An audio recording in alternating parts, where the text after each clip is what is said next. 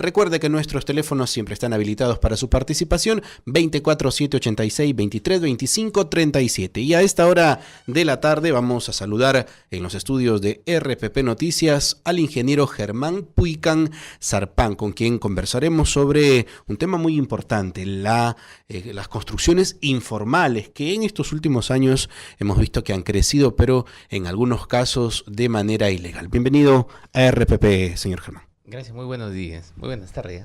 Sí, bien. Bueno, sí, el tema es bastante amplio en realidad. La problemática sobre las construcciones informales no solamente se ven en Lima, en todos los distritos, en todas las provincias a nivel de todo el Perú. Cerca del 80% de viviendas que se construyen totalmente informal, sin planos, sin el asesoramiento técnico, y esto en realidad resulta ser un riesgo no solamente para sus familias, para toda la ciudad, y un futuro nuevamente reconstruir un país toma años. Claro, es un trabajo que tiene que ser también muy vigilado, ¿no? Algunos municipios carecen también de los instrumentos para poder vigilar este tema. Están los traficantes de terrenos que muchas veces se aprovechan de la necesidad de vivienda de muchas familias y aquí hacen, como se dice, su agosto para estafar a las personas. El boom inmobiliario en Lambayeque se había despuntado muy bien. Sin embargo, en estos últimos meses, por los reportes que dan las instituciones económicas, se ha estancado. ¿Por qué? ¿Qué es lo que ha pasado? En el tema inmobiliario hay que tener bastante en cuenta lo que es no solamente el dinamismo económico, sino también en dónde se invierte. Hoy en día la gente ya también ha aprendido a identificar una habilitación urbana, si se ha desarrollado, por más que sea tal empresa y reconocida y tanta cosa, pero si se ha desarrollado sobre un sector donde ha sido antes rellenos, entonces ya está identificando también eso, ¿no? Entonces se detiene y se tiene ya no compra ahí en esos lugares, claro, porque sabe que va a cimentar sobre rellenos también. Y frente a alguna emergencia va a haber allí un riesgo de poder perder la vivienda, ¿no? Hay zonas muy bajas, hay zonas que no son recomendadas por las autoridades. Sí, una de las cosas, por ejemplo, las zonas bajas, y aún más que en nuestra ciudad no tenemos el drenaje pluvial, todavía no está implementado. Entonces resulta también ser un riesgo invertir en unos lugares donde los niveles son bien bajos y obviamente el agua no va a poder ser evacuada. En los últimos meses también hemos visto que hay muchas familias que están gestionando créditos. El fenómeno del niño costero, las lluvias del niño costero dejaron a muchas familias sin vivienda. El Estado ha actuado de manera muy lenta para reconstruir y sobre todo facilitar el acceso al crédito. ¿Cómo se está viendo este movimiento del acceso a crédito a las familias? Los fondos existen, los fondos están disponibles. Lo que sucede es muy lenta la situación.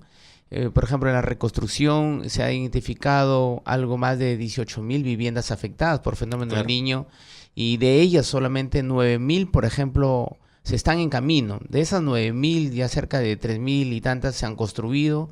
Hay otras 2,700 que están en plena construcción, y hay una diferencia que se van a tener que construir en el transcurso de estos días, ¿no? De estos meses.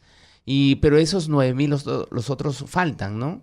Faltan todavía identificarlos y que califiquen. Muchos de ellos no tienen un título de propiedad, la informalidad, han invadido, han realizado asentamientos humanos. Entonces, ahí entra a tallar un poco la problemática y en un futuro lo que le va a costar al Estado. Es por ello que las autoridades deberían no solamente el tema de fiscalizar, sino también concientizar a la población, y la población también tiene que poner de su parte de ello, ¿no? Que existe una reglamentación y hay que respetarla. Claro. La gente no invierte en seguridad, y mañana... Esa es una realidad que podemos notar, ¿no? Que hace falta ese detalle, ¿no? Por ejemplo, el día de ayer ocurrió un sismo de 5,3 sí, en Chimbote. ¿No? Un sismo moderado, ¿no? Pero también el 8 de enero en Nauta, por ejemplo, ha ocurrido un sismo mayor, que es de 6,5. Nadie lo ha sentido, está lejos, desconocemos, pero es un sismo ya fuerte. Claro que entonces, sí. Eso, quieras o no, más tarde va a ser un riesgo, y sobre todo las viviendas que se van a colapsar. Claro, ¿qué ¿No? se le recomienda a las familias para que este sueño de la casa propia no se convierta en una pesadilla? Primero que inviertan en seguridad, que a la vivienda nunca se lo ve como un gasto. Nunca se Una le debe ver inversión. como un gasto, que se le debe ver como una inversión. Es la inversión de la vida. Otra cosa también, que se dejen ayudar, asesorar, preguntar a ingenieros, arquitectos que conocen sobre el tema.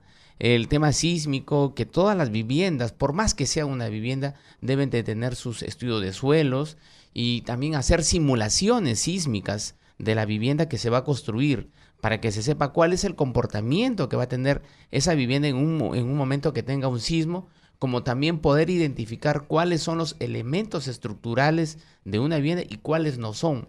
Hay mucha gente que confunde los elementos que van a soportar las estructuras y las que no. Por ejemplo, los muros que están debajo de las ventanas son muros que no van a aportar, ¿correcto? Ahí hay muros también que sí van a aportar, sobre ellos hay que centrarnos.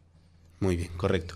Muchísimas gracias, ingeniero Germán Puican Serpán, por esta participación en RPP Noticias, donde, si la población se pregunta, ¿dónde podemos ubicarlos? Estamos en María Ízaga 816, en las cuales estamos también realizando evaluaciones estructurales de las casas, que Correcto. de repente no saben si es segura o no es segura. Nosotros podemos atenderlos haciendo evaluaciones estructurales. ¿Algún teléfono para la ciudadanía? Sí, 988-33-6466. Muy bien, correcto. Muchísimas gracias por su participación. 2:28 minutos.